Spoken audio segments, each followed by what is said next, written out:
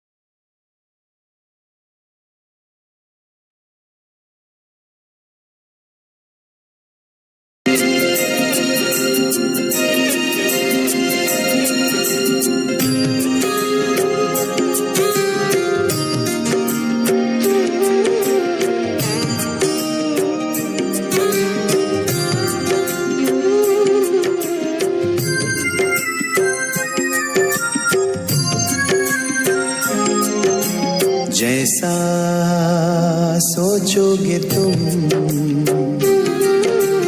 वैसा बन जाओगे, जैसा कर्म होगा वैसा फल पाओगे। श्रेष्ठ कर्म का आधार है खुद का कर लो दर्शन, यही जीवन का सार है, यही जीवन का सार है। जैसा सोचोगे तुम वैसा बन जाओगे, जैसा कर्म होगा वैसा फल पाओगे।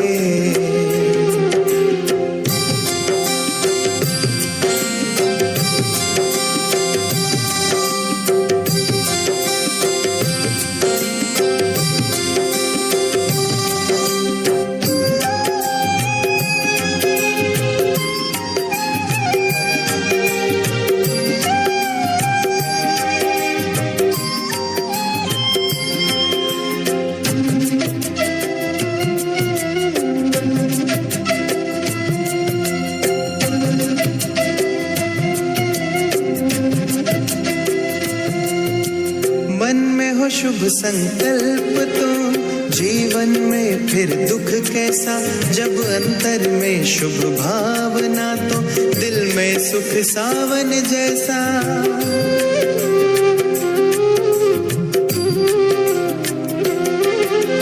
हार कर जो ना हारे जीत उसी की होती है, घनघोर अंधेरे में भी जलती जगमग उसकी ज्योति है। जैसा देखोगे तुम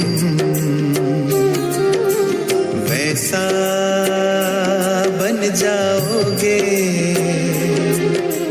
जैसा चाहोगे तुम वैसा बन जाओगे।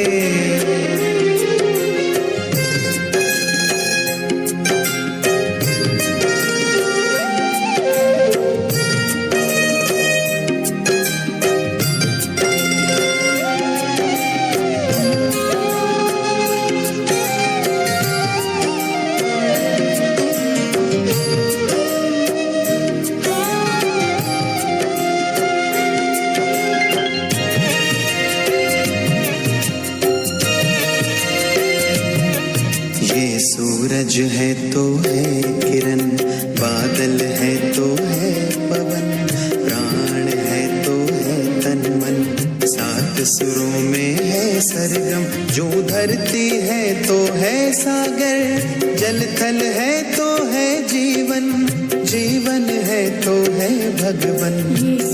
भगवान के समय करो सफल।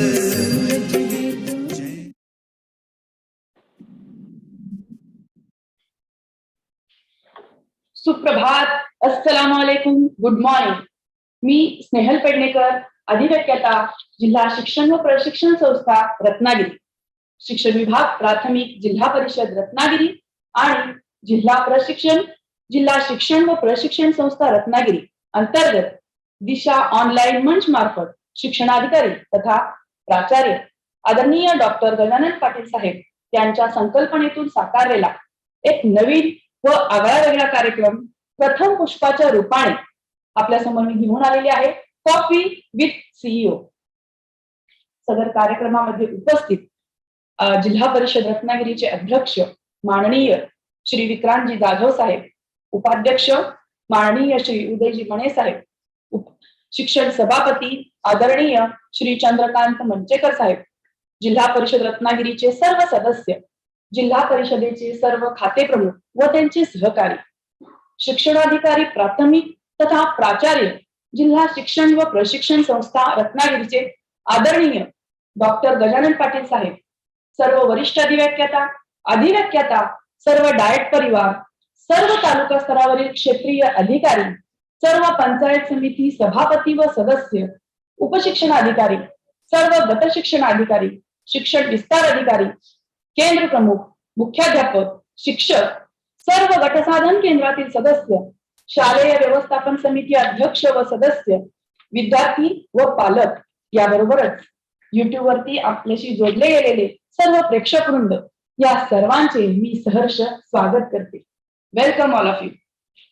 या कार्यक्रमामध्ये म्हणजेच कॉफी विथ सीईओ या कार्यक्रमामध्ये आपल्यासोबत आहेत हुमायूनपूर या छोट्याशा गावातून आलेल्या, जे गाव हरियाणा राज्यामध्ये जिल्हा झज्जर या ठिकाणी आहे, ज्यांचे प्राथमिक, माध्यमिक व उच्च माध्यमिक शिक्षण केम्ब्रिज फाउंडेशन स्कूल नवी दिल्ली येथे पूर्ण झालेले आहे. मौलाना आझाद मेडिकल कॉलेज मधून MBBS झालेल्या, तसेच UPSC परीक्षेमध्ये भारतातून 30वी रँक मिळवून IAS कॅडर प्राप्त केलेल्या, ज्यांना देशभक्ती, देशसेवा हे कुटुंबाकडून वारसा म्हणून मिळालेल्या, म्हणजे ज्यांचे वडील दिल्ली पोलीस मध्ये हवालदार, तर वडिलांचे वडील आणि आईचे वडील हे आर्मी मध्ये होते. आपल्या महाराष्ट्रासाठी भूषणावह असं ज्यांचं पहिलं पोस्टिंग गडचिरोली जिल्ह्यात आणि आता आपल्या कोकणात, म्हणजेच आपल्या रत्नागिरी जिल्ह्याच्या जिल्हा परिषद रत्नागिरीच्या प्रशासकीय विभाग प्रमुख म्हणून लाभलेल्या तरुण, कष्टाळू, जिद्दी, मनमिळावू, सर्वांशी हसतमुखपणाने राहणाऱ्या अशा आपल्या आदरणीय मुख्य कार्यकारी अधिकारी डॉक्टर इंदुराणी जाखड मॅडम. नमस्कार मॅडम. नमस्कार. आपल्या या कार्यक्रमामध्ये सहर्ष स्वागत करते. मॅडमशी संवाद साधण्यापूर्वी त्यांचा जीवन प्रवास आम्ही एका छोट्याशा व्हिडिओ मधून आपणासमोर सादर करीत आहोत.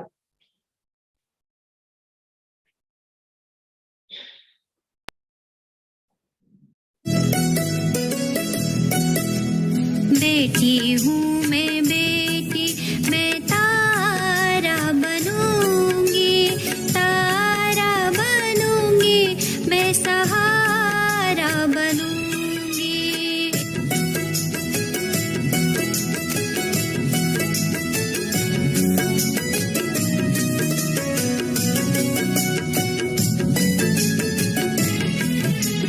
पढ़ूंगी, लिखूंगी, मैं मेहनत करूंगी, पढ़ूंगी, लिखूंगी, मैं मेहनत करूंगी, अपने पाँव पर चल के दुनिया को देखूंगी.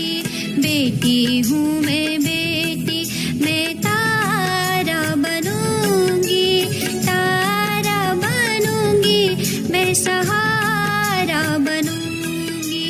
बेटी हूँ मैं, बेटी.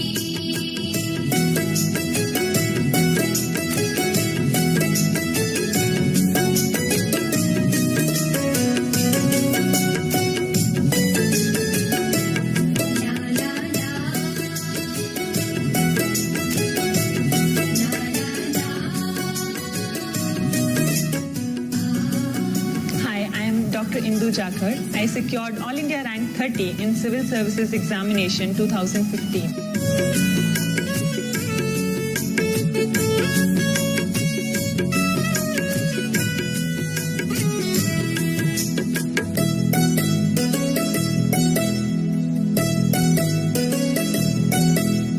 पढ़ूंगी लिखूंगी मैं डॉक्टर बनूंगी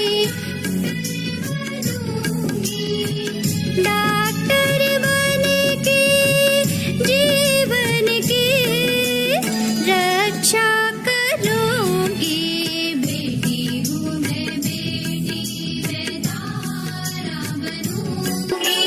तारा बनूंगी मैं सहारा बनूंगी बेटी हूँ मैं बेटी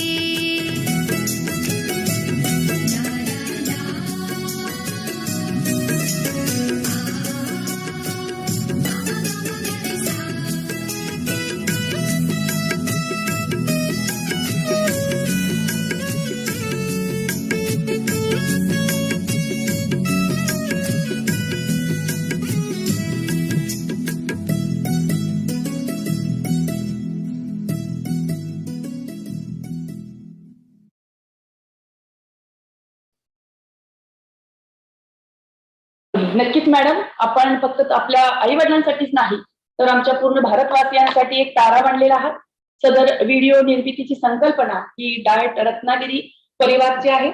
अतिशय सुंदर व्हिडिओ मधून या छोट्याशा व्हिडिओ मधून मॅडमचा जीवन प्रवास आपण पाहिलाच. खूप सुंदर असा व्हिडिओ आपण तयार केला, त्यासाठी मनापासून धन्यवाद डाएट संपूर्ण टीमचा. खूप आभारी आहे. Thank you madam. पण आपण व्हिडिओ मधून हा प्रवास पाहिल्यानंतर लागू झालेली आहे की मॅडम आपल्याविषयी अधिक जाणून घेण्यासाठी आणि हे अधिक जाणून घेण्यासाठी आपण मॅडमशी संवाद साधून याविषयी अधिक माहिती घेऊया. मॅडम, आपण IAS कॅडर मध्ये 30व्या रँकने आता मुख्य कार्यकारी अधिकारी हे पद मिळवलं. नक्कीच हे सोपं नव्हतं. अथक परिश्रमामधून आपण हे यश संपादित केलेलं आहात. असं म्हटलं जातं की बाळाचे पाय पाळण्यात दिसतात. याप्रमाणेच आपल्या या यशामध्ये आपल्या बालपणाचा वाटा हा नक्कीच मोठा आहे. आपलं बालपण, मग ते प्राथमिक शिक्षण, माध्यमिक शिक्षण आणि कौटुंबिक पार्श्वभूमी या अनुषंगाने आम्हाला ऐकायला आवडेल. माझं मूळ गाव आहे हरियाणामध्ये, झज्जर म्हणून डिस्ट्रिक्ट आहे, तिकडे हुमायूंपूर. शक्यतो ऍक्च्युली तिकडे आमचा गाव जरी असला तरी तो दिल्लीचे खूप जवळ असल्या कारणाने तिकडे असं रुरल सारखा जास्ती नाही आहे परिस्थिती. सुरुवातीला 6 वर्षापर्यंत माझं शिक्षण आमच्या डिस्ट्रिक्टमध्ये झालं होता. माझे वडील दिल्ली पोलीसमध्ये असल्याने आफ्टर 6 इयर्स आम्ही दिल्लीला शिफ्ट झालो. तर 3रे वर्गापासून माझा जो शिक्षण होता तो दिल्लीमध्ये सुरू झाला आणि प्रामुख्याने ऑल एंटायर लाईफ माझा जो शिक्षणाचा मूल एक प्रेरणा जो आपण म्हणतो ते माझे दोन्ही आजोबा म्हणजे माझे नानाजी आणि दादाजी यांचं मुळे माझी जी प्रेरणा होती ती होती असं सांगायला हरकत नाही. कारण बाबांना तेवढा वेळ कधीही नव्हता आणि I was the first child in the entire family. तर सगळ्यांनाच खूप आवड होती की मला शिकवायचं आहे. तर असं म्हणतात की जेव्हा 2 वर्षापासूनच मला ABCD असू द्या किंवा काहीही असू द्या तर सगळं थोडा फास्ट मध्ये शिकवलेला होता. त्यानंतर जेव्हा मला स्कूलमध्ये टाकला तिकडेही तसं झाला की दिल्लीमध्ये तर तसं शक्य नाहीये की आपण क्लास हॉप करतो.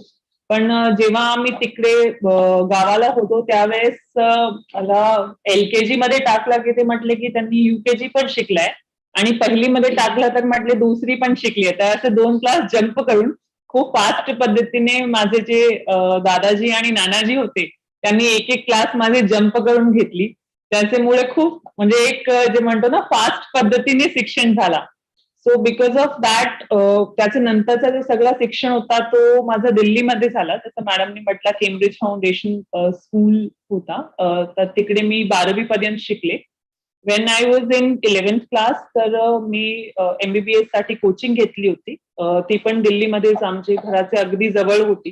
तिकडनं कोचिंग केली आणि पहिल्याच जो माझा एक्झाम होता त्याच्यामध्ये मला यश मिळाला आणि I entered Maulana Azad medical college for MBBS.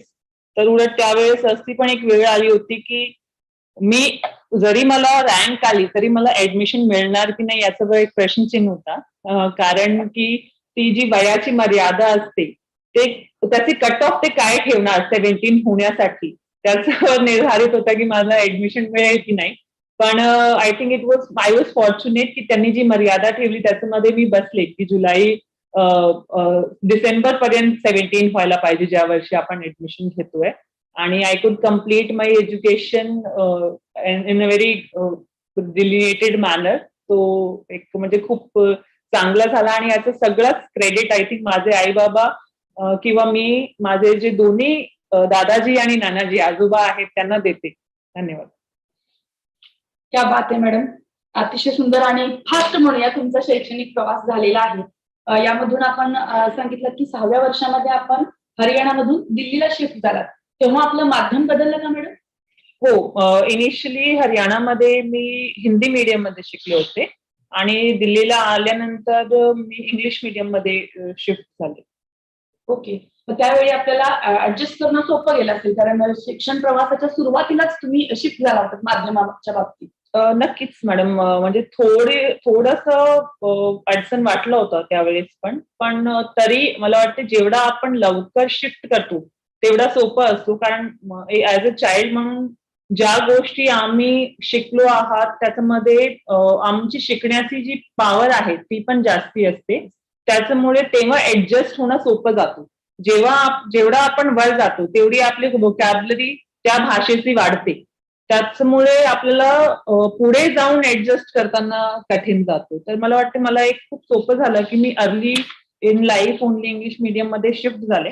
जरी तसं झालं असेल तरी मी हिंदी मीडियम म्हणजे हिंदी भाषा 10वी पर्यंत शिकली आहे आणि तसंच संस्कृत भाषा पण 10वी पर्यंत शिकली आहे.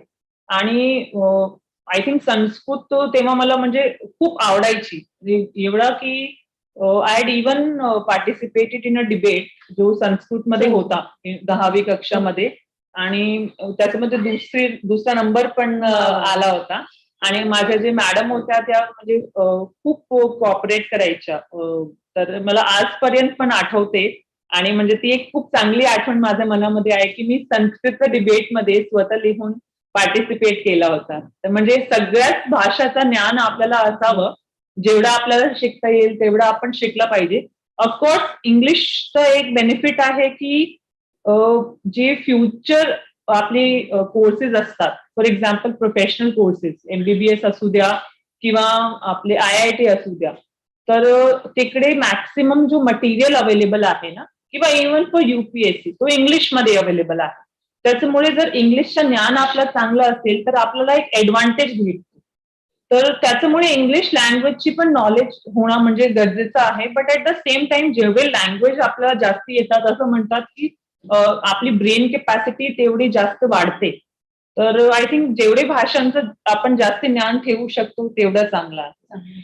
अतिशय सुंदर मॅडम. एक पालकांना आपण इतर संदेश देऊ शकतो की आता हो घातलेले किंवा जस्ट आता पालक झालेले आहेत ते गोंधळलेले आहेत की आपल्या पाल्याला कोणत्या माध्यमाच्या शाळेत प्रवेश घ्यावा या संदर्भात आपण काय सांगतो? ऍक्च्युली ही कन्फ्युजन माझ्याही मनामध्ये आहे. कारण आता माझी मुलगी जवळपास 2 वर्षाची होत आली आहे. नेक्स्ट फेब्रुवारीमध्ये तिचा बर्थडे आहे. तर आम्ही पण असं विचार करत होतो. आता तिला तर भरपूरच भाषा झाल्यात.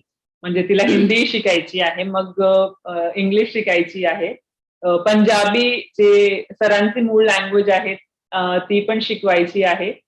तसंच मराठी तर ती आता शिकलीच आहे. म्हणजे काही शब्द जे मला येत नाही ते तिला येते अजून. तर त्याच्यामुळे म्हणजे हे एक प्रश्न मला वाटतं सगळ्यांच्याच मनामध्ये असतो.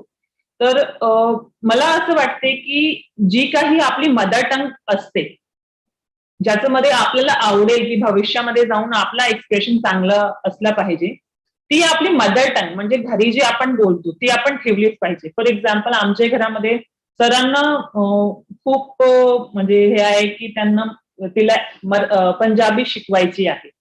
तर त्याच्यामुळे ते जास्तीत जास्त प्रयास करतात की तिच्यासोबत घरी पंजाबीमध्ये बोलायचं किंवा जे आपले कविता वगैरे असतात ते खूप प्रयत्न करतात की ते तिला पंजाबीचे पण यायला पाहिजे. मराठीचे तर ते शिकूनच जाणार आहे, ते आम्हाला नक्की खात्री आहे इथे असल्यावर आणि स्पेशली कोकणात असल्यावर. आणि मला वाटते जे आपले इंग्लिश चे जे आहेत त्याचं पण आहे की जेव्हा आपण शाळेमध्ये मुलांना टाकतो तर ते पण एक स्वाभाविक आहे. फॉर एक्झाम्पल आता जॉनी जॉनी येस पापा, हे मला वाटतं सगळ्याच मुलांना येतं. आणि जेवढा आपण या वेळेला मुलांना एक्सपोज केला ना की तुम्हाला इंग्लिशचे पण शिकलात आणि याचं पण शिकलात, तर तेवढा त्यांचा मल्टीटास्किंगचा जो वाव आहे तो वाढतो. त्याच्यामुळे एका भाषावर केंद्रित करून आपण नाही ठेवला पाहिजे. आपण जेवढा जास्त एक्सपोजर सुरुवातीपासूनच मुलांना देऊ शकतो तेवढा त्यांचं डेव्हलपमेंटसाठी चांगला आहे. पण ऍट द सेम टाइम घरी जी आपण भाषा वापरतो ती मला वाटते की जी आपली मूळ भाषा असेल आपण तीच वापरली पाहिजे, जेणेकरून आपलं तो काय म्हणतोय कनेक्शन जो आहे तो आपली मातृभाषाशी राहील, जो की महत्वाचा आहे. बरोबर. खूप सुंदर मॅडम. पालकांना हा अतिशय चांगला संदेश आपण दिलेला आहात. त्यांचा गोंधळ थोडासा कमी होईल या दृष्टीने आपलं उत्तर आपला संदेश मिळालेला आहे. मॅडम, आपलं उच्च शिक्षण मौलाना आझाद मेडिकल कॉलेज नवी दिल्ली या ठिकाणी झालेलं आहे. म्हणजेच आपण MBBS इथून पूर्ण केलं. आम्ही असं ऐकलंय की लहानपणापासूनच आपल्याला डॉक्टर बनायचं होतं. तर हे डॉक्टर बनत असताना आपल्या डोळ्यासमोर आदर्श कोण होतं आणि आपण कोणत्या हेतूने MBBS साठी प्रवेश घेतला? आदर्श जर म्हणायचं असला तर मला वाटतं एक सोसायटीमध्ये सुरुवातीपासूनच जेव्हा आपण एखाद्या प्रोफेशनचा विचार करतो तर देर इज अ स्टिरिओटाईप की आपण मुलींना विचारतो तर ते म्हणतात मला डॉक्टर व्हायचं आहे, मुलांना विचारतो तर ते म्हणतात मला इंजिनियर व्हायचं आहे. म्हणजे किमान आमच्या दिल्लीमध्ये तर तशीच परिस्थिती आहे. पण आय थिंक मला डॉक्टर या प्रोफेशनची जी अट्रॅक्शन झाली ती याच्यामुळे झाली की that is a noble profession. Plus माहित नाही म्हणजे देर इज अ सामाजिक भावना म्हणजे जे या प्रोफेशनशी निगडीत आहे. एक सन्मान आपण मनामध्ये ठेवतो जेव्हा एका डॉक्टरांशी आपल्याला इंटरॅक्ट करायची संधी असते. हे सगळे कारण मिळून एक प्रामुख्याने होता माझ्या मनामध्ये की मला डॉक्टर व्हायचंय. आणि सोबतच जसं की मी आधी पण म्हटलं की माझं जे प्रेरणास्थान आहे माझे दोन्ही आजोबा त्यांनाही खूप त्यांचं मनामध्ये होता की मला MBBS डॉक्टरच व्हायचं आहे. In fact my Nanaji he expired in the same year जेव्हा माझा ऍडमिशन झाला. सो मला एक्झाम द्यायचीच होती ज्याचं जवळपास 6 महिन्यापूर्वी त्यांचं निधन झालं while under going a cardiac bypass surgery. तर म्हणजे माझ्या मनामध्ये खूप दुःख आहे आज की ते मला डॉक्टर होताना बघू शकले नाही आणि ही सगळी प्रेरणा त्यांचीच होती. आणि आज जसे माझे दादाजी आहे त्यांना खूप अभिमान वाटते की आम्ही जरी दिल्लीला आलो म्हणजे ते अजूनही गावामध्ये राहतात पण जरी आम्ही दिल्लीला आलो जेव्हा आम्ही जातो तर त्यांना खूप अभिमान वाटते की मी MBBS झाले. आणि हे सुरुवातीपासून त्यांचीच आवड होती IAS करायची पण तरी त्यांना डॉक्टरांच्या बाबतीमध्ये पण एक हे होता की हो माझी मुलगी डॉक्टर आहे त्यांना खूप आवडते. तर दोन्ही गोष्टी मिळून तिसरं एक मी म्हणणार की आय थिंक सुरुवातीपासूनच माझ्या मनामध्ये एक पेशंट ट्रीटमेंट करायचं आहे किंवा आपण जे आपल्या जवळपास बघतो की डॉक्टर कितीतरी लोकांना टच करू शकतात त्यांची लाईफला. तर तसं एक मनामध्ये होता त्याच्यामुळेही मला एक खूप अट्रॅक्शन या प्रोफेशनकडे होता. आणि त्याच्यामुळे मला वाटते कुठेतरी मी एक निर्णय घेतला की येस मला MBBS करायची आहे. त्याच्यामध्ये प्रामुख्याने म्हणजे मी एक सगळ्यांना सांगू शकते मे बी जेव्हा आपण तयारी करायचा विचार करतो तर मी पण मला MBBS करायचं हे माझ्या मनामध्ये होता. 10वी पास झाली. 10वी मध्ये मला खूप चांगले मार्क्स मिळाले होते. म्हणजे आय थिंक 93% जवळपास तेव्हा पर्सेंट सिस्टम होता. त्याच्यानंतर जेव्हा मला असं होतं की मला एक्झामची तयारी करायची आहे तर मला एक क्लॅरिटी नव्हती. म्हणजे डिस्पाइट स्टेइंग इन दिल्ली सुरुवातीला भरपूर लोक म्हणायचे की आपण कोचिंग घेऊया पण कोचिंग पासूनही एक भीती असते सगळ्यांच्या मनामध्ये, ती माझ्या मनामध्येही होती. आणि सुरुवातीला माझा असा विचार झाला की मी कोचिंग घेणार नाही. त्यानंतर मी भरपूर लोकांशी बोलले. जवळपास 2 महिने झाले. आमचं सत्र तिकडे एप्रिलमध्ये सुरू होतो. तर मे महिन्यामध्ये मला असं एकदा वाटलं की येस मे बी कोचिंग गरजेचं आहे कारण आपल्याला एक गती मिळेल प्रिपरेशनमध्ये. तर मी मग मे मध्ये असं ठरलं आणि आमच्या तिकडे एक नवीन कोचिंग इन्स्टिट्यूट झाला होता त्यावेळेस मिशन PMT म्हणून. तर तिकडे आम्ही सरांना भेटलो आणि त्यांनी आम्हाला खूप चांगल्याने मार्गदर्शन केला. आणि मी खरोखरच आज मला असं वाटते की ते मला एक गुरु म्हणून जे भेटले त्यांच्यामुळेच मी कुठेतरी एक MBBS एक्झाम म्हणजे एवढे टॉप रँक मध्ये पास करू शकले. आणि हे माझं स्वप्न नव्हतं, पण त्यांचं स्वप्न होतं की तुला ऑल इंडियामध्ये टॉप 20 मध्ये रँक आणायचीच आहे. आणि त्यांनी माझे मागे लागून माझी एवढी तयारी करून घेतली, म्हणजे जेणेकरून मला चांगली रँक इथेही मिळाली. त्यानंतर मला इव्हन 12th मध्ये चांगले मार्क्स भेटले आणि त्याचं म्हणजे पूर्णपणे श्रेय मी त्यांनाच देते. आजही म्हणजे जेव्हा आमचं लग्न होतं ते आले होते आणि नंतरही म्हणजे त्यांना खूप अभिमान वाटलाय. आजही आम्ही त्यांच्या संपर्कात असतो आणि मला वाटतं त्यांचं प्रति जो सन्मान आहे माझ्या मनामध्ये, जरी मी आज इथे IAS पर्यंत पोहोचू शकले तर मूळ करून तो त्यांचंच आहे. कदाचित तो दिवसच खूप काय म्हणतो आपण चांगला दिवस असेल ज्याच्यामुळे आमची त्यांच्याशी भेट झाली आणि माझा पुढचा जो सगळा करिअर आहे मला वाटतं तो त्याच एक दिवसावर निर्भर आहे. सॉरी फॉर युअर नाराजी, बट कॉंग्रॅच्युलेशन मॅडम, कारण तुम्ही दोन्ही आजोबांची स्वप्न पूर्ण करू शकलात आणि आपल्या शिक्षकांचा पुढे मिळालेला सपोर्ट यामुळे आपण MBBS मध्ये चांगल्या मार्काने आपण यश मिळवलेलं आहात. सुरुवातीला मॅडम आपल्याला डॉक्टर म्हणायचं होतं, पण आज आम्ही बघत आहोत तुम्हाला की आपण UPSC परीक्षेमधून इथे IAS म्हणून आलेला आहात. तर करिअरच्या दृष्टीने आपण हा एक टर्निंग पॉइंट मिळाला आपल्या आयुष्याला, तर मग याबद्दल आपण काय सांगू शकतो? ऍक्च्युली खरं सांगायचं तर MBBS करून IAS किंवा UPSC एक्झाम कडे जायचं आहे असं माझं कधीही विचार नव्हता. जसं काही लोकांचं मनामध्ये सुरुवातीपासूनच एक क्लॅरिटी असते. उलट मी खूप विरोध होते की माझे आजोबा आणि पापा ते नेहमी म्हणायचे की IAS is a good option, UPSC दिला पाहिजे, पण माझ्या मनामध्ये कधीही नव्हता. कदाचित इवन मी PG साठी तयारी 3rd इयर पासूनच सुरुवात केली होती. सेकंड इयरला एकदा मी USMLE साठी पण तयारी सुरू केली होती, पण नंतर मला खूप विचारल्यानंतर असं वाटलं की मला बाहेर तर नाही जायचंय इंडियापासून, म्हणजे कुटुंबापासून किंवा इंडिया पूर्णपणे सोडून भारतातून बाहेर जायचं म्हटल्यावर म्हणजे खूप एक हे लागतं, खरेच लागतं. तो माझ्या मनामध्ये कदाचित नव्हता आणि मला आज चांगलंच वाटते की मी नाही गेले म्हणून, कारण नक्कीच मी तिकडे राहू शकले नव्हते एवढे दिवस तर आपला देश सोडून. तर त्यानंतर मी PGची तयारी केली. ड्युरिंग इंटर्नशिप मला असं वाटायला लागलं की ठीक आहे आम्ही हे करतोय म्हणजे खूप चांगलं एक काम आहे, पण काही वेळा असं वाटायचं की याच्यापेक्षाही जास्ती जर आपण कॉन्ट्रीब्युट करू शकलो काही ठिकाणी. काही ठिकाणी असं वाटायचं की ही गोष्टी माझ्या हातामध्ये का नाहीये, किंवा फॉर एक्झाम्पल जेव्हा आम्ही एकदा पेशंट बघत होतो तेव्हा असं वाटायचं की आम्ही गोळ्या देतोय, पण त्याला जे बाकीच्या गोष्टी पाहिजे ज्याच्यामुळे तो बरं होणार त्याचं काय, त्याचा विचार आम्ही कसं करू शकतो. तर कदाचित या सगळ्याच घडामोडीमुळे इंटर्नशिपचे एंड पर्यंत मला एक असा विचार आला की माझी एक्झाम झाली होती PGची डिसेंबरमध्ये. त्यानंतर मला असं वाटलं की ठीक आहे एकदा UPSCचं एकदा तरी बघून घेऊ सिलेबस आणि कसा आहे. त्या दरम्यान मी माझी एक फ्रेंड होती, त्यांचे काका खूप सिनियर IAS ऑफिसर होते. मी एकदा त्यांना भेटले.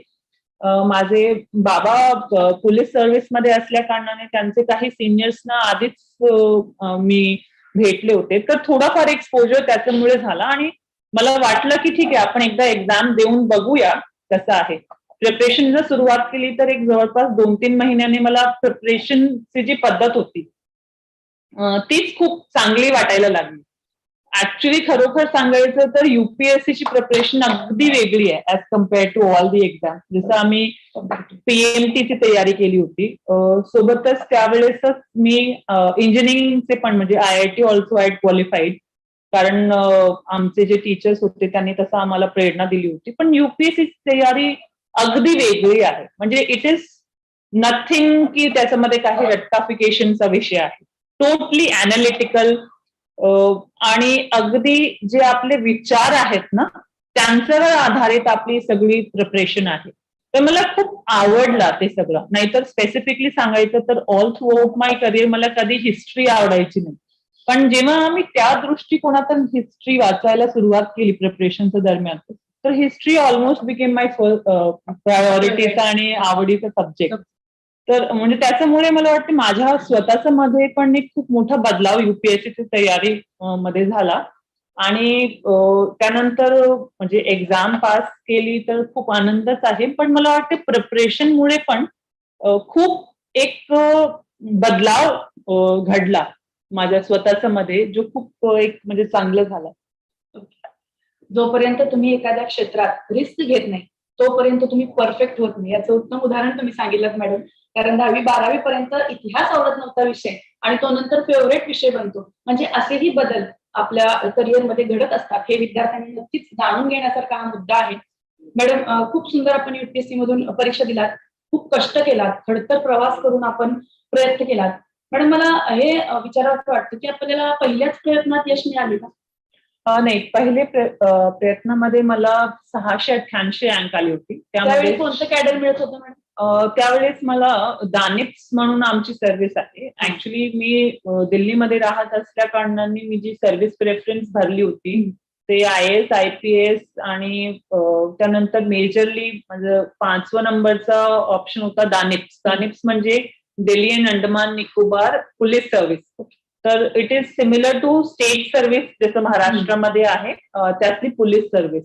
आणि माझे वडील पोलीसमध्ये होते म्हणून मला म्हणजे हे दोनच सर्व्हिसमध्ये जास्ती आवड होती. तसं बॅकग्राऊंड पण असल्या कारणाने IAS किंवा IPS.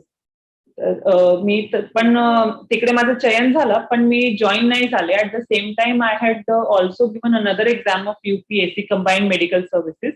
त्याचा रिझल्ट पण सायमल्टेनियसली आला होता. आणि त्याच्यामध्ये मला मेडिकल ऑफिसर म्हणून तिकडे दिल्लीला RML हॉस्पिटल भेटलं होतं.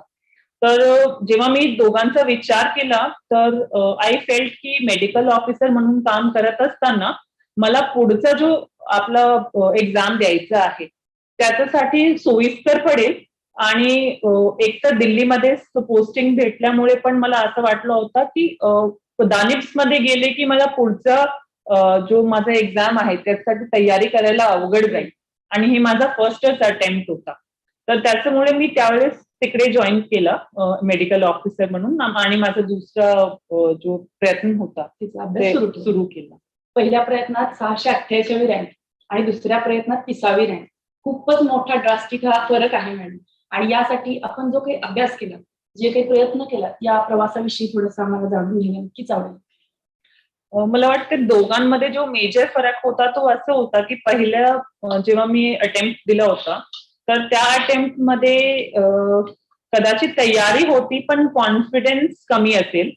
कारण की मला वेळ खूप कमी भेटला होता. इनिशियली जसं मी म्हटलं मी खूप कन्फ्युज होते की इकडे PG मध्येच राहायचं की पूर्णपणे आपल्या UPSC वर फोकस करायचं. तर मला म्हणजे जवळपास एप्रिल-मे पर्यंत याच्यामध्येच गेला. आणि त्यानंतर लगेच प्रिलिम्स, मेन्स आणि इंटरव्ह्यू दिला. तर माझे एक्झाम सगळे चांगले गेले होते. असं वाटत होतं की चांगली रँक येईल म्हणून. पण एक 2 एक्झाम्समुळे, एक एथिक्सचा पेपर होता आणि एक आपला एसेचा पेपर होता, त्याच्यामध्ये माझे मार्क्स थोडे कमी आले त्यामुळे रँक खूप खाली गेली. तर सेकंड अटेम्प्ट मध्ये मी त्याच्यावर जास्ती फोकस केला. And at the same time second attempt मध्ये माझा जास्ती फोकस याच्यावर होता की असं नवीन विषय काढायचे ऐवजी जे आपण विषय वाचलेले आहेत त्याचे रिव्हिजन जास्तीत जास्त करायची. ज्या काही चुका मागच्या वेळेस झाल्या असतील तर त्यांच्यावर सुधारणा करायची आणि आपल्याला मार्क्स चांगले मिळवायचे. तर एक मला वाटतं एकंदरीत बीट PMT किंवा IIT किंवा UPSC म्हणजे आय थिंक सगळ्याच कॉम्पिटेटिव्ह एक्झाम मध्ये जो सर्वात महत्वाचा असतो ना तो आहे की आपला एक्झामची नीड काय आहे, म्हणजे what does the exam demand. आपण सर्वात आधी ते समजून घेतलं पाहिजे. जसं for example during UPSC preparation आपण बरेचदा मी काही ऍस्पिरंटशी पण म्हणजे जेवढे लोकांशी बोलले तर असं वाटतं की त्यांना आता सिलेबस काय आहे UPSC मध्ये, everything under the sun is your syllabus.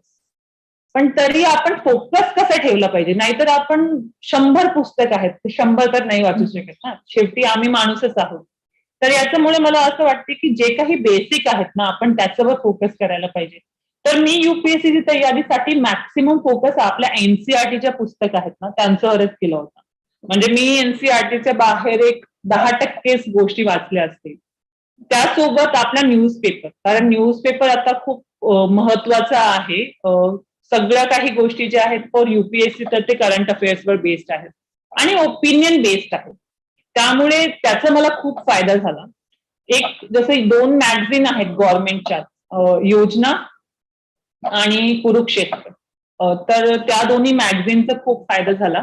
आणि आपला जो डीडी न्यूज, राज्यसभा टीव्ही आणि लोकसभा टीव्ही या चॅनलचा, म्हणजे हे सगळ्या मी जे गोष्टी सांगितल्या they are all government, yes. They are all available free of cost. सोबत मी कोचिंग सुद्धा घेतली होती, पण कोचिंगचा जो मॅक्सिमम मला फायदा झाला, म्हणजे जी कोचिंग मी घेतली ती पण अशी काही खूप मोठे नावाची कोचिंग किंवा जिथे खूप जास्ती फीस आहे, फॉर एक्झाम्पल मोठ्या मोठ्या नावं आहेत तशी नव्हती. आमचे जे सर होते ते प्रामाणिकपणे आम्हाला सांगायचं की मी काही कमर्शियल माणूस नाहीये, मी एक शिक्षक आहे, आणि त्याच पद्धतीने ते आम्हाला शिकवायचे. आणि त्यांचे एक मला आठवते आजही, ते जे नेहमी बोलायचं की आमचं सिलेबस चेंज होत राहायचं. In UPSC they used to bring एक सरप्राईज एव्हरी इयर त्यावेळेस, की आता सीसॅट बंद झाला, आता ओनली याचा मार्क्स. मग नंतर असा होत होता की ऑप्शनल पण बंद होऊ शकते. तर म्हणजे आम्ही बरेचदा म्हणजे खूप कन्फ्युज व्हायचो, किंवा आम्हाला असं वाटायचं की आता समोर कसं जाणार आम्ही.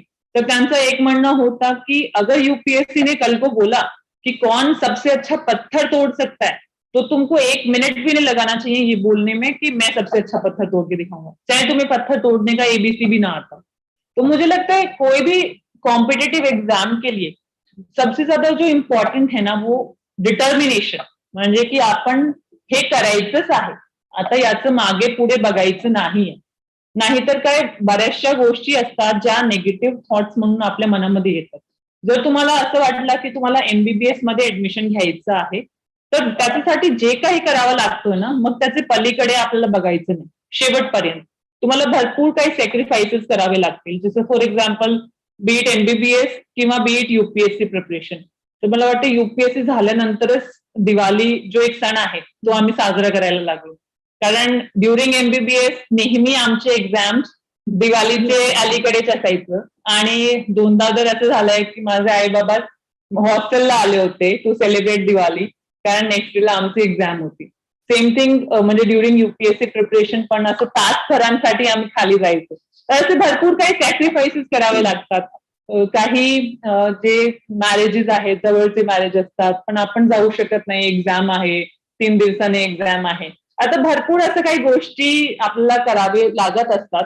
पण डिटर्मिनेशन आय थिंक आणि कन्सिस्टन्सी हे 2 गोष्टी असे आहेत की सातत्याने आपण प्रयत्न केला आणि हार्डवर्क केला तर नक्कीच आपल्याला यश मिळतोच. असं मला वाटते इन एनी कॉम्पिटेटिव्ह एक्झाम हे 2 गोष्टी खूप महत्वाच्या आहेत. Thank you madam. आणि आपले खूप खूप अभिनंदन, कारण तुम्ही 30व्या रँकने IAS कॅडर मिळवला. यामागे आपलं कष्ट हे नक्कीच आहे. विजेता अलग चीज नहीं करते हैं, वो चीजों को अलग करते हैं, हे आपल्या या वक्तव्यावरून आपल्याला समजलेलं आहे. आणि आपल्या स्पर्धा परीक्षांचा अभ्यास करणाऱ्या विद्यार्थ्यांसाठी एक हा संदेश मॅडमने दिलेला आहे की प्रथम प्रयत्नात जरी यश नाही मिळालं तरी नाराज न होता आपल्या मनामध्ये चिकाटी आणि जिद्द असली पाहिजे. याबरोबरच मॅडम, आता तुमचं सिलेक्शन झालं आणि पहिल्यांदाच आपलं पायाभूत प्रशिक्षण जे लाल बहादूर शास्त्री राष्ट्रीय प्रशिक्षण केंद्र मसुरी येथे असते, याविषयी काही आम्हा सर्वांच्या मनामध्ये एक शंका आहे की हे प्रशिक्षण फार खडतर असतं, किंवा सामान्य मुलं आम्ही सर्वजण विचार करतो की हे आपल्यासाठी नाहीच आहे, असंही काहीतरी विचार करतात. तर या आपल्या पूर्ण प्रशिक्षण कालावधीमधला अनुभव याविषयी काही सांगा. मॅडम, मला वाटते ही कठीण हे आपण नाही सांगायला पाहिजे. ऍक्च्युली ट्रेनिंग मला वाटतं सर्वात महत्वाचा आजपर्यंत माझा जो आयुष्य आहे त्याचा आजपर्यंत सर्वात चांगला एक वेळ गेलेला आहे. म्हणजे तिकडे आम्ही जे म्हणून गेलो होतो, म्हणजे we went as may be very very young and immature people, त्यातून आम्ही मेच्युअर होऊन निघालो.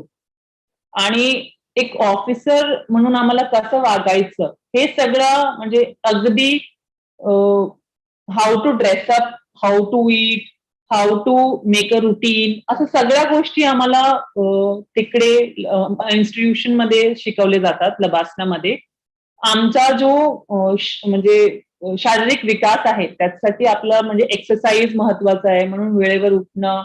त्यानंतर जे आपले वेगवेगळे प्लेज आहेत म्हणजे फॉर एक्झाम्पल बॅडमिंटन कसं आम्हाला एक तरी गोष्टी घ्यावं लागतात आणि त्या स्पोर्ट्समध्ये ऍक्टिव्ह राहावं लागतं. एक सर्वात महत्वाचं जे आम्ही मे बी अनुभव तिकडेच शिकलो अजून कुठे आम्हाला शिकायला मिळत नाही दॅट इज हॉर्स रायडिंग.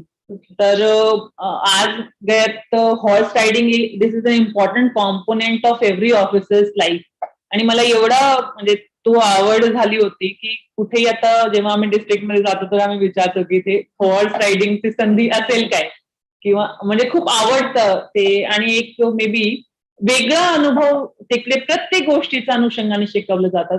खूप मोठ्या मोठ्या पर्सनॅलिटीजना भेटण्याची संधी त्यांच्याशी इंटरॅक्ट करण्याची संधी from all walks of life तिकडे मिळते आणि ऍज अन ऑफिसर म्हणून what is expected from us जेव्हा आम्ही फील्डमध्ये जातो त्याच्यासाठी आम्हाला तिकडे तयार केला जातो. तर कठीण असं मी नाही म्हणणार. मला वाटते की it is a very very enjoyable time. काही वेळा आम्हाला जी शिस्त लावली जाते तिकडे ते आम्हाला तेव्हा आवडत नाही पण नंतर आम्हाला समजते की याच्यामुळे म्हणजे जे एक ऑफिशियल एटमॉस्फिअर कसा असला पाहिजे आपण काय गोष्टी करायला पाहिजे त्या सगळं आम्हाला तिकडे शिकवलं जातात आणि खूप महत्वाचा एक वेळ तो असतो आणि आयुष्यासाठी म्हणजे प्रेरणादायक तो एक वेळ असतो. आता आमचं प्रशिक्षण संपला तर एक इन सर्व्हिस ट्रेनिंग आमचे असतात एक महिन्याचे 3. तर आम्ही सगळेच आता वाट पाहतोय सगळे बॅचमेट्स की कधी तो वेळ येईल परत. आणि सर्वात महत्वाचं म्हणजे जी एक आम्हाला जे फ्रेंड्स भेटतात इन अकॅडमी जे आमचे बॅचमेट्स असतात आमचे सर्व्हिसचे किंवा इतर सर्व्हिसेस जसं पहिले 100 दिवस तिकडे फाउंडेशन कोर्स असतो तर सगळ्या सर्व्हिसेसचे लोक तिकडे असतात त्यांच्याकडनं आम्हाला भरपूर काही शिकायला भेटतो. मग तिकडे बर्माचे जे ऑफिसर्स आहेत तेही असतात. असं भरपूर प्रकारचे आम्हाला अनुभव जे तिकडे भेटतात. मला वाटते आम्ही ऍज अन ऑफिसर म्हणून तिकडे पुढे कसं जाणार तो त्याच्यावर निर्भर असतो. आणि लबसनाचा जो 2 वर्षाचा प्रशिक्षण आहे त्यामध्येच एक महत्वाचा जो वेळ असतो तो असतो आमचा डिस्ट्रिक्ट ट्रेनिंगचा. तर माझं डिस्ट्रिक्ट ट्रेनिंग झालं होता इन नागपूर. मला वाटते तो पण एक खूप महत्वाचा वेळ होता आणि तिथनं आम्ही प्रत्येक डिपार्टमेंट म्हणजे आता मी सीईओ आहे मला फक्त जिल्हा परिषदचं माहिती आहे असं नव्हे. त्यावेळेस ऍज अ प्रोबेशनर म्हणून प्रत्येक डिपार्टमेंटचे अगदी खालपासून वरपर्यंतचे माणसांसोबत आम्ही बसतो. म्हणून ऍज अ IAS म्हणून मला माहिती आहे की कुठला डिपार्टमेंट काय काम करतो जरी मी आज एक जिल्हा परिषद मध्ये फक्त असले तर. जसं कलेक्टर ऑफिसमध्ये होम डिपार्टमेंट काय करतो तलाठी काय करतो हे माहीत असतं कारण एक आठवडाभराची अटॅचमेंट एक तलाठी सोबत असते आमची. आठवडाभराची अटॅचमेंट असते ग्रामसेवक सोबत त्यावेळेस.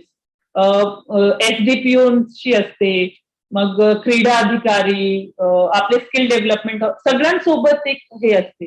आणि आता एक नवीन आमचे इन्स्टिट्यूशनने सुरू जे केलेलं आहे की आमचं हे जो सगळं प्रशिक्षण आहे याला खूप फॉर्मल केला आणि on completion of our training of 2 years आम्हाला MA in public administration from GNU ही पदवी पण भेटते. म्हणजे ज्याच्यामुळे हे पण एक ऍडव्हान्टेज झाला की आमचा जो सगळा प्रशिक्षणाचा कालावधी आणि कार्यक्रम आहे तो ऑथेंटिकेट करून त्याच्यामुळे आम्हाला डिग्री भेटते. खूप सुंदर मॅडम. मित्रांनो अतिशय प्रेरणादायी असा हा मॅडमचा अनुभव आहे. प्रशिक्षण केंद्र मसुरी बाबत आपल्या काही गैरसमज असतील तर खरंच ते नक्कीच मॅडम दूर झाले असतील. कारण एक अधिकारी म्हणून घडणं आणि काय अपेक्षित आहे एका IAS कॅडर अधिकारीकडून हे अतिशय सुंदररीत्या तिथे सांगितलं जातं आणि सर्व स्तरापासून त्यांचा संपर्क आलेला आहे आणि त्याप्रमाणे आपण घडत असतो. तर यामध्ये प्रशिक्षणाचं महत्व आपण सांगत असताना मॅडम आम्ही असं पाहिलेलं आहे की गणितीय क्रिया करत असताना आम्ही सुद्धा कॅल्क्युलेटरचा वापर करतो पण आपण तोंडी पटपट गणित करू शकता. तर हे नक्कीच आपल्या पायाभूत प्रशिक्षण म्हणेन किंवा तो आपलं बालपण म्हणेन याचा तो आपल्यावरचा प्रभाव आहे. तर इयत्ता 3री मधील विद्यार्थी गणितीय क्रिया करताना समस्या त्यांना जाणवत आहे. तर अशा वेळी या आपल्या शिक्षक बांधवांसाठी आपण काय संदेश देऊ इच्छितो? मला वाटते मॅथ्स गणित म्हणजे हे खूप एक महत्वाचा विषय आहे. माझे तर आजोबांचाच खूप याच्यावर भर होता की तुम्ही जर मॅथ्स मध्ये एक्सेल झालात ना तर तुम्ही लाईफ मध्ये कुठेही एक्सेल होऊ शकता. कारण it is a technical thing आणि तुमचा ब्रेन किती फास्ट काम करेल तुमचं मॅथ्स एवढं चांगलं आहे त्याच्यावर निर्भर असतो. Of course I am not saying की त्याचा मॅथ्स चांगला नाही, ते चांगलं घडू शकत नाही भविष्यामध्ये, पण ही एक म्हणजे सायंटिफिक बाब आहे आणि याच्यावर आपण खूप भर दिला पाहिजे. मी तर एकदा म्हणजे सहजच म्हटलं होतं की आता आपण खूप फोनवर डिपेंडेंट झालो for doing all the calculation. ठीक आहे, ते स्वाभाविक आहे, आता सोपं आहे, पण तरी आपण हे विसरायला नाही पाहिजे की जरी समजा आपल्याला 6 गुणिले 8 काय आहे ते करण्यासाठी कॅल्क्युलेटरचा वापर करायला लागला, तर we have failed as a human being आणि कुठेतरी आपल्या शिक्षणाचाच नुकसान झालेलं आहे असं सांगायला हरकत नाही. तर माझं असं म्हणणं मॅडम की जेव्हा जरी आपल्याला सुरुवातीला वाटलं की गणित विषय आपण कमी पडतोय, गणित एक असा विषय आहे ज्याच्यामध्ये जर आपण मेहनत घेतली तर आपण नक्कीच आपलं फळ भेटेल. मलाही सुरुवातीला I think in 5th standard ना एकदा खूप असं वाटायचं की मी मागे आहे, किंवा ट्रिग्नोमॅट्री जेव्हा सुरुवातीला आली होती, अवघड वाटायचा तो विषय. पण नंतर माझे जे टीचर होते त्यांनी मला असं शिकवलं की the more you practice in maths ना, तेवढं तुम्हाला चांगलं होईल. आणि मॅथ्सच्या एक काय इम्पॉर्टन्स आहे की बी इट एनी कॉम्पिटेटिव्ह एक्झाम, त्याच्यामध्ये जो गणित आहे त्याचं महत्वाचा रोल आहे. तुम्ही SSC बघा, तुम्ही MPSC बघा, जो CSAT जो ऍप्टिट्यूडचा कॉम्पोनेंट आहे ना, ऍप्टिट्यूडचं कॉम्पोनेंट मध्ये काय पाहिजे की तुम्ही पटपट पटपट कॅल्क्युलेशन कसं करू शकता. आणि तो का महत्वाचा आहे की जेव्हा कुठल्याही गोष्टी असेल त्याचं लगेच अनालिसिस कसं करता येईल हे तुमची या क्षमतावर निर्भर आहे. त्याच्यामुळे आपण सर्वांनीच लहानपणीपासून आपल्या मुलाचं जर समजा मॅथ्स वीक असला तर याच्यावर फोकस केला पाहिजे. तुम्ही त्याच्यावर फोकस केला की तुम्हाला ओव्हरऑल पर्सनॅलिटीमध्ये पॉझिटिव्ह रिझल्ट भेटतील. आणि कधीही याच्यावर आपण दुर्लक्ष नाही करायला पाहिजे. जेवढं आपण प्रॅक्टिस केलं की मला वाटतं याच्यामध्ये आपला चांगला रिझल्ट दिसेल. येस मॅडम, शिक्षकांनी आपल्या अध्यापन प्रक्रियेमध्ये असा जर बदल केला म्हणजे विद्यार्थ्यांचा जास्तीत जास्त सराव करून घेतला तर तर विद्यार्थ्यांचं गणित नक्कीच सुधारेल. विद्यार्थी घडत असताना जितका शिक्षकांचा वाटा असतो त्या जडणघडणीमध्ये पालकांचाही मॅडम तितकाच वाटा असतो. तर आपल्या या पूर्ण प्रवासामध्ये आपल्या कुटुंबाचा आधार सपोर्ट आपल्याला कशा प्रकारे मिळाला?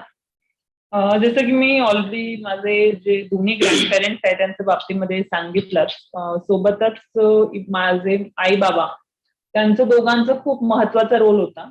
For example my father was working आणि सगळ्यांनाच माहिती आहे की पोलीसमध्ये कोणालाही परिवारासाठी वेळ भेटत नाही. उलट म्हणजे ते नेहमी उशिराच येतात. इवन जर SP साहेबांचं पण बोलायला लागलो तर आजही मला ते खंत आहे. ऍज अ मूल बालपणामध्ये मी असं म्हणायचं की मम्मी तुम्ही काहीतरी चूक केली म्हणजे पण आता परत ती चूक मी स्वतः पण केली. तर त्यावेळेस माझ्या आईंचा रोल खूप मोठा होता. म्हणजे आमचं शाळाचे नंतरचा जो वेळ आहे त्यामध्ये आम्ही किती वेळ बसून अभ्यास करायला पाहिजे, किती वेळ खेळायला जायला पाहिजे, याचं सगळ्यांवर त्यांनी खूप चांगल्याने कंट्रोल ठेवला. एक्झामच्या आधी आमची जी प्रिपरेशन करायची होती तर त्याच्यावर त्यांनी खूप भर दिला. उलट there is a huge sacrifice जे त्यांनी त्यावेळेस माझ्यामुळे मे बी केलं असेल की त्यांचं लग्न खूप लवकर झालं होतं त्यावेळेस. शी वॉज जस्ट 18 वेन ज्यांचं लग्न झाल्यानंतर माझा जन्म झाला, त्यामुळे कदाचित त्यांचं प्रोफेशन मध्ये त्या पुढे जाऊ शकल्या नाही आणि त्यांचा जास्तीत जास्त फोकस आमच्यावरच होता की हाऊ वी विल एक्सेल. तर त्यांचं म्हणजे एक खूप मोठा योगदान आहे त्याच्यामध्ये. माझे बाबा पण specifically when I was preparing for UPSC तर मी घरीच राहायचे आणि कधीही जर समजा मला असं वाटलं की इव्हन आजही जेव्हा मला असं वाटलं की I am not feeling motivated किंवा डिमोटिवेटेड आहे तर त्यांच्याशी नुसतं बोलून मी मोटिवेटेड फील करायची. जसं मी UPSCच्या एक्झाम मध्ये जेव्हा जात होते ते वेळ मला जास्ती म्हणजे का आठवते की it is the immediate time जेव्हा आम्ही त्यांच्या सोबत राहिलो. UPSCचा जो मेन्सचा एक्झाम असतो तो असं सकाळी एक 3 तासाचा पेपर असतो आणि मग 2 तासाचा ब्रेक आणि परत एक 3 तासाचा पेपर आणि असं सातत्याने 5 दिवस चालतो. म्हणजे आपले हात दुखायला लागतात 3 तास लिहून लिहून आणि लिहिण्याचा जो असतो की जास्त जो लिहिणार ते मार्क्स तेवढे जास्त भेटणार, सगळे प्रश्न कम्प्लीट करायचे याच्यावर भरपूर फोकस असतो. तर आय स्टील रिमेंबर की ते आम्ही सोबत जायचो. जेव्हा पण मी बाहेर यायचं पापा सगळं तयार करून ठेवायचे की आता जेवायचं आहे, 10 मिनिट जेवायचे, मग अर्धा तास एक रिव्हिजन करायचं, मग एक गाडीमध्येच तुम्ही अर्धा तास थोडा रेस्ट घ्या म्हणजे झोप घ्या आणि त्यानंतर लगेच इमिडिएटली जायचं. म्हणजे एवढं त्यांनी पर्सनल टच देऊन जस्ट नॉट तयारी पण इव्हन एक्झामच्या वेळेस ते पूर्ण वेळ थांबायचे तिकडे आणि सगळं लक्ष द्यायचं. सेम थिंग आईंसाठी पण जेव्हा माझं युपीएससीचाच एक्झाम होता त्यात त्यांनी, कारण मला असं वाटायचं की मी घरी एकटी आहे प्रिपेअर करते म्हणून त्या पण 2 महिने जेव्हा माझा मेन्सचा एक्झाम होता बाहेर पडल्या नाही घरापासून. म्हणजे कितीतरी मोठा सॅक्रिफाईस आपले आई वडील आपल्यासाठी करत असतात आणि कदाचित आपण काही वेळा दुर्लक्षही करतो की झाल्यावर. तर मला वाटतं की हे खूप एक मोठा आधार होता आणि त्यांचा एवढा आधार होता किंवा ते पाठीशी आहेत म्हणून आपला कॉन्फिडन्स चांगला असतो आणि आपण कुठेतरी सक्सेस करू शकतो. तर नक्कीच म्हणजे त्यांचा खूप एक मोठा आधार आहे. आज मी जे काही आहे मी परत नेहमीच मी सांगत असते की याच्यामध्ये 2 लोकांचा सर्वात मोठा रोल आहे. एक आहे माझे जे शिक्षक माझे प्रेरणास्थान आहेत आणि दुसरे माझं जे कुटुंब आहे ज्यांनी मला पूर्ण वेळ पाठिंबा दिला, जे माझे पाठीशी उभे राहिले. तर यांच्या दोघांचं मुळेच आज जिथे काही आपण आहोत तर ते आहे. येस, खूप सुंदर मॅडम. कुटुंबाचा आधार आपल्याला खूप मिळालेला आहे. स्ट्रॉंग सपोर्ट सिस्टीम म्हणूया आपण. बरोबर. तुमचे आई वडील तुमच्यासाठी झालेले आहेत, बनलेले आहेत. पण आपण एक पद मिळवण्यासाठी खूप प्रयत्न केला तर त्या पदाद्वारे आपल्याला पूर्ण भारतभर जायचं होतं. म्हणजेच असं इथं म्हणावं लागेल की भारतीय प्रशासन असो किंवा राज्य प्रशासन असो, कोणताही विद्यार्थी किंवा व्यक्ती तिथे पास झाल्यानंतर एखादं पद मिळवतो तेव्हा तो ज्या गावामध्ये त्याचं पोस्टिंग होतं ते त्याचं गाव बनतं. की मी कोल्हापूरमधून आहे तर कोल्हापूरच माझं नाही, तर मी रत्नागिरीत आहे तर रत्नागिरी माझं गाव आहे. मग असा आपला प्रवास पहिल्यांदा हरियाणा, दिल्ली, पहिलं पोस्टिंग गडचिरोली, आफ्टर दॅट तुम्ही रत्नागिरीमध्ये आहात. मग अशा वेळी भाषा, संस्कृती यामध्ये नक्कीच फरक जाणवला असेल कारण आपला भारत हा विविधतेने नटलेला देश आहे. तर मग याबद्दल आपले अनुभव काय सांगू? नक्कीच मॅडम, जसं आपण म्हटलात की विविधता जाणवली. ऍक्च्युली दिल्ली आणि हरियाणा म्हटल्यावर फार काही विविधता जाणवत नाही कारण Delhi is almost influence bye Haryana. तर त्याच्यामुळे महाराष्ट्रामध्ये येताना मी पहिल्यांदाच महाराष्ट्र केडर जेव्हा अलोकेट झाला त्यानंतरच महाराष्ट्रामध्ये गेले होते. उलट मी तर असं सांगेन की दिल्लीमध्ये राहिल्यामुळे आम्ही जास्त फिरायला पण कुठे जायचो, शिमला, मसुरी किंवा राजस्थान साईडला वगैरे. याच्यापेक्षा आम्ही बाहेर पडायचोच नाही. तर खरोखर ही जी बाउंड्री आहे मी पोस्ट सिलेक्शनच जास्ती क्रॉस केलेली आहे. आणि महाराष्ट्रामध्ये जेव्हा मी आले तर सुरुवातीला ऑफकोर्स सगळ्यांच्या मनामध्ये एक भीती असते की न्यू लँग्वेज आहे, न्यू स्टेट आहे. माझे इव्हन आई वडिलांच्या मनामध्ये होती की आपण कसं ऍडजस्ट व्हाल. आणि जसं नागपूरमध्ये तर जेवणाच्या बाबतीमध्येच ऍडजस्ट व्हायला खूप वेळ लागला कारण तिकडे जेवण खूप तिखट असायचं. हळूहळू डेफिनेटली आपण ऍडजस्ट होत गेलो आणि मराठी लँग्वेजचा एक ऍडव्हान्टेज आहे की हिंदी भाषातले असल्यामुळे आपला शिकायला जास्ती वेळ भेटत नाही. दुसरं मला एक म्हणजे आल्यानंतरच जाणवलं की there is a lot of similarity between Haryanvi आणि मराठी. जे उच्चारण आहे ना, जसं किंवा म्हणजे असं बरेचसे शब्द आमच्या तिकडेही असतात आणि म्हणून उच्चारणामध्ये जास्ती प्रॉब्लेम येत नाही मूळ भाषा तशी असल्या कारणाने. ही सिमिलर गोष्टी मला वाटतं राजस्थानचे पण भरपूर लोक मला सांगतात. तर म्हणून आणि अजून एक आहे की मराठीची सिमिलॅरिटी संस्कृत शी भरपूर आहे. तर ज्यांचं संस्कृत म्हणजे मे बी चांगलं असेल तर त्यांना हे शिकायला थोडंसं सोपं पडतं. जास्ती मला वाटते जो प्रभाव आहे तो कोकणात आल्यावर झाला. कारण कोकणामध्ये कसं आहे, तुम्ही हिंदी बोलत तरी समोरचं मराठीमध्येच बोलणार. तर आपल्याकडे काही पर्याय नसतो आणि आपण मग ऑटोमॅटिकली शिकून जातो.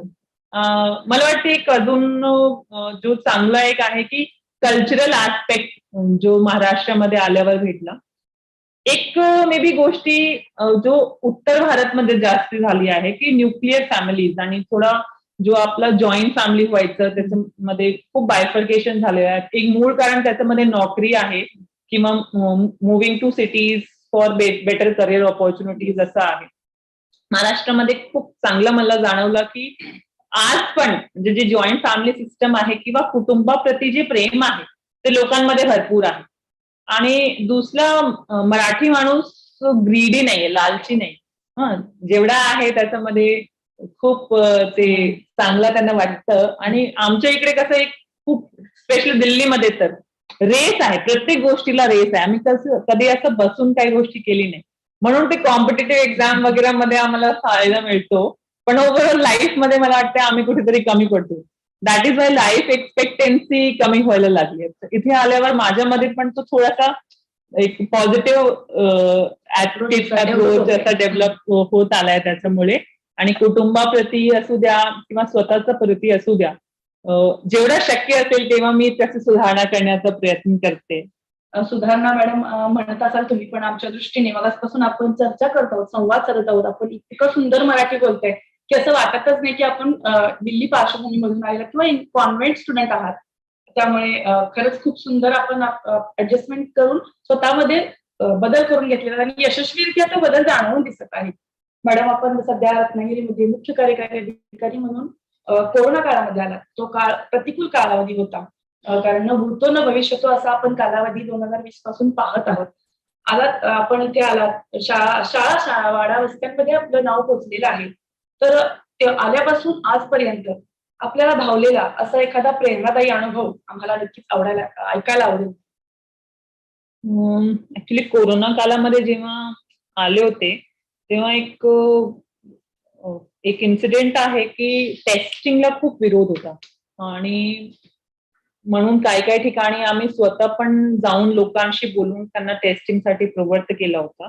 तर त्याच्यातले 2 अनुभव मला वाटतंय की पहिला होता की लोक किती इथे जे नॉलेजेबल आहेत, त्यांना इतकी माहिती अपडेटेड असते, कितीही वयस्कर असले तर.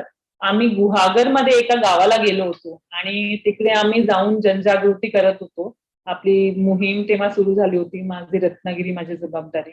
तर त्यावेळेस आम्ही त्यांना जाऊन सांगितलं की तुम्हाला काही सिम्पटम्स आहेत काय. कारण मला आमची टीम म्हणत होते की मॅडम लोक आम्ही जातो तर आम्हाला म्हणतात की तुम्ही कशाला वारंवार विचारायला येत आहेत वगैरे.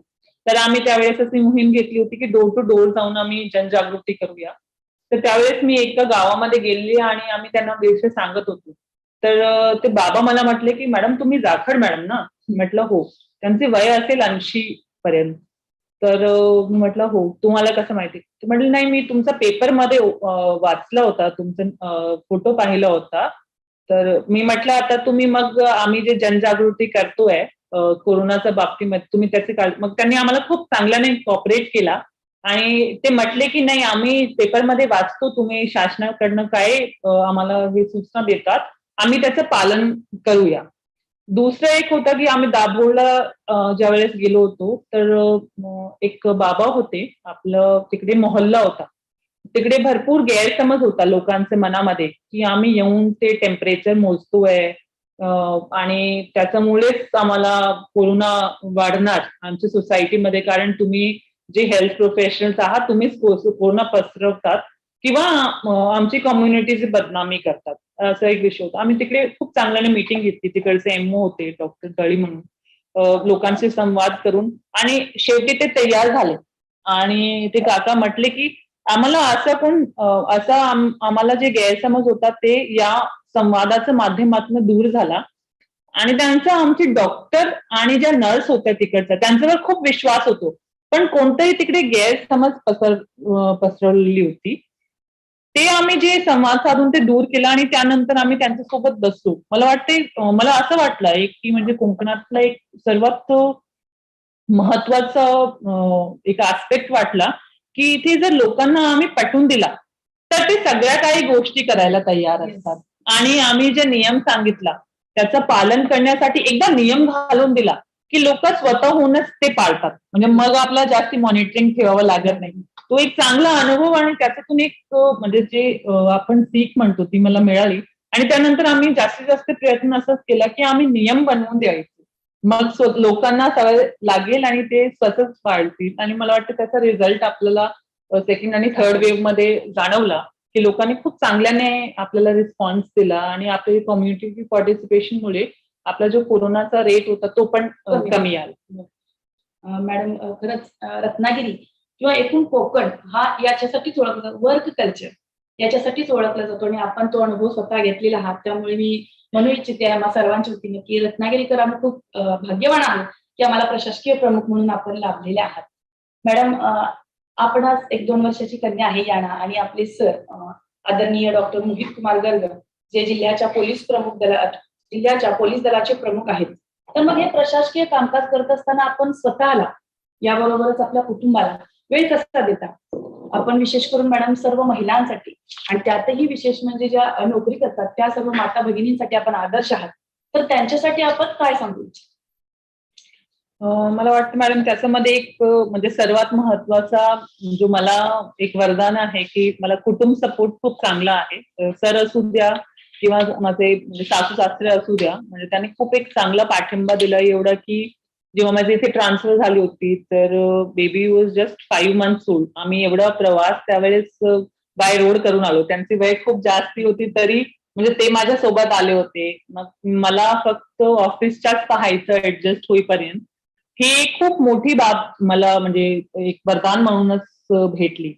दुसरा माझं ऑफिसचा पण जो स्टाफ आहे म्हणजे they are I think very very motivated to work. त्यांना बरेचसा आमच्याकडे वेकेन्सी आहे. पण तरी मी सुरुवातीला त्यांना असं सांगितलं होतं की मी गडचिरोली मधनं आलेली, मला वेकेन्सीचं कारण नको द्या. हा, वेकेन्सी समोर जाऊन आपल्याला काम करायचंय. तर खूप चांगल्याने आपले सगळ्यांनी सपोर्ट करून म्हणजे जे जे आपण टार्गेट देतो ते पूर्ण करण्याचा नेहमीच प्रयत्न करतात. सर्वात महत्वाचं कुठल्याही वर्किंग महिला असल्या की त्यांच्यासाठी एक महत्वाचा विषय असतो work life balance. Obviously just because आपल्याला कुटुंबाचं देखरेख करायचंय म्हणून आपण काम सोडून द्यायचं किंवा आपलं प्रोफेशन सोडून द्यायचं असं होता कामा नये. आणि आपण प्रोफेशन पाहायचं म्हणून कुटुंबांचं देखरेख सोडून द्या असं पण होता कामा नये.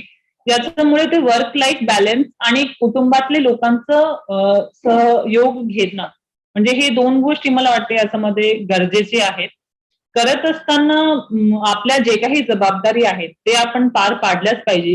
हे करताना ऑब्व्हियसली जेव्हा मुलं लहान असतात त्यावेळेस प्रामुख्याने आपल्याला खूप कसरत करावी लागते.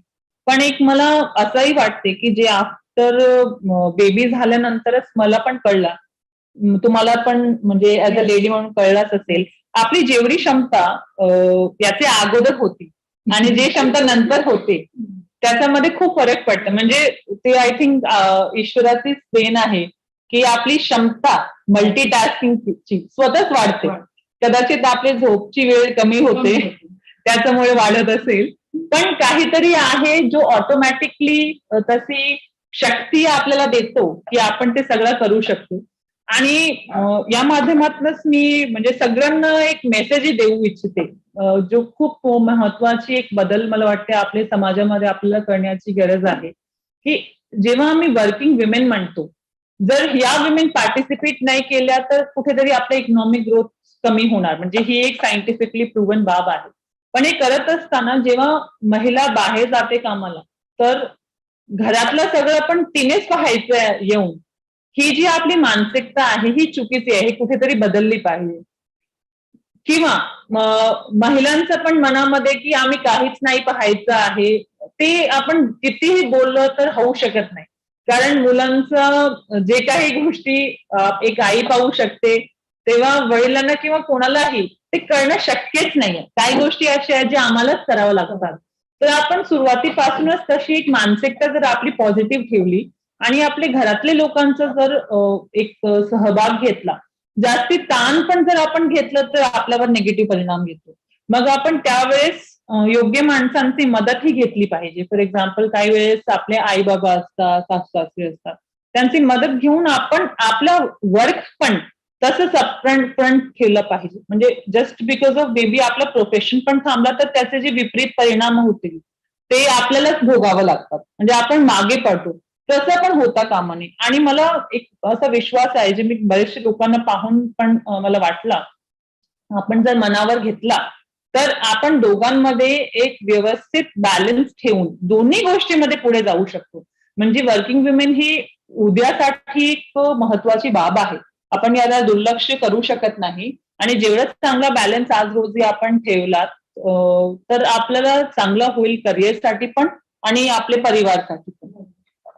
बरोबर आहे मॅडम. बदलत्या काळानुसार समाज व्यवस्था ही बदलत आहे, पण वर्किंग वुमन यांनीही लक्षात ठेवावं की प्रोफेशनल लाईफ आणि फॅमिली लाईफ यामध्ये जेव्हा आपण फरक करू तेव्हाच आपल्याला हे यश मिळवता येणार आहे. मॅडम, हा एकंदरीत आपला प्रवास हक्क करणारा आहे. आपला हा शैक्षणिक प्रवास असू दे किंवा कौटुंबिक प्रवास असू दे, यामधून स्पर्धा परीक्षेची तयारी करणाऱ्या विद्यार्थ्यांसाठी आणि त्यांच्या पालकांसाठी आपण काय संदेश देऊ इच्छिता? आणि जसं की मी आधी पण म्हटलं, आपले दोनच बाब खूप महत्वाची आहेत, दोन बाबी. एक आहे की डिटर्मिनेशन, म्हणजे आपली जिद्द असली पाहिजे की मला हे करायचं आहे आणि त्यावेळेस त्याचे अलीकडे पलीकडे आपल्याला काही पाहायचं नाहीये. आणि हार्डवर्क, कन्सिस्टन्स हार्डवर्क, हे दोन्ही गोष्टी जर आपण केल्या तर नक्कीच आपल्याला यश मिळू शकते. दुसरं आहे की हार्डवर्क करत असताना आपलं फोकस्ड पद्धतीने जे काही वाचन आहे ते करायला पाहिजे. कोकणामध्ये जेव्हा मी आले तर मला एक खूप चांगलं वाटलं होतं की आपला 10वीचा आणि 12वीचा रिझल्ट चांगला आहे. पण तरी मला एक खंत वाटला, आम्हाला डॉक्टर भेटत नाही, आम्हाला इंजिनियर भेटत नाही आणि जे लोक येतात ते पण आंतरजिल्हा बदलीने बाहेर जायच्या प्रयत्नामध्ये असतात. कारण की इथे जॉग्राफिकल डिस्टन्स महाराष्ट्रामध्ये एवढे जास्ती आहे की फॅमिलीच्या दृष्टीने सगळ्यांना असं वाटते की त्यांचे एरियामध्येच राहिलेले ते फॅमिलीच्या जवळ राहू शकतात. तर यामध्ये मला वाटते की आपले जे स्थानिक लोक आहेत त्यांनी जास्तीत जास्त प्रोफेशनल एज्युकेशन आणि स्पर्धा परीक्षा याच्यावर फोकस केला पाहिजे. यासाठी योग्य ती बदल आपल्या पालकांच्या मनामध्येही व्हायला पाहिजे, आपल्या शिक्षकांच्या मनामध्ये व्हायला पाहिजे की जास्तीत जास्त लोक सुरुवातीपासूनच स्पर्धा परीक्षाच्या अनुषंगाने कसा तयार होतील याची दक्षता आपल्याला लहानपणापासूनच घेणं गरजेचं आहे. यामध्ये एक जसं शिष्यवृत्तीचा आपला परीक्षा असतो, तर शिष्यवृत्तीची परीक्षामध्ये मॅक्सिमम मुलांनी बसलं पाहिजे अशी दक्षता त्यांची पालकांनीही घेतली पाहिजे. कारण तिथपासूनच आपल्याला सवय लागते कॉम्पिटिशनची, आणि कॉम्पिटिशनची सवय लागल्याशिवाय आपण कधीही प्रोफेशनल कोर्सेस किंवा स्पर्धा परीक्षामध्ये सक्सेसफुल होणार नाही. यासाठी एक सोपं वाटेल की ठीक आहे 12वी नंतर एक जॉब भेटली, त्यातून आपल्याला काही इन्कम भेटली, पण जेव्हापर्यंत व्हॅल्यू एडिशनने आपण करत नाही तेव्हापर्यंत आपल्याला जे एक व्हाईट कॉलर जॉब्स त्यांना आपण म्हणतो किंवा हाय पेइंग जॉब्स आपण म्हणतो तिथपर्यंत पोहोचता येणार नाही. सेम थिंग गोज फॉर स्पर्धा परीक्षा ऑल्सो. आपण कुठलाही पोस्ट ग्रॅज्युएशन किंवा ग्रॅज्युएशन केला तरी स्पर्धा परीक्षाच्या दृष्टीने जर आपण व्यवस्थित तयारी नाही केली तर आपलं यश मिळणं शक्य नाही. म्हणून मी परत तेच सांगेन की आपण या दोन गोष्टीवर खूप खूप फोकस करून आपली जी वाचन शक्ती आहे ती वाढवली पाहिजे. कोकणातली लोक म्हणजे सर्वसामान्य लोक सुद्धा खूप हुशार आहेत, खूप इंटेलिजंट आहेत. आम्ही एवढ्या वेळा पाहिलेला आहे की इतकी सुशिक्षित लोक आहेत, पण तरी या दोन गोष्टीमध्ये आपण मागे का पडतोय याचा विचार सर्वांनी करायला पाहिजे.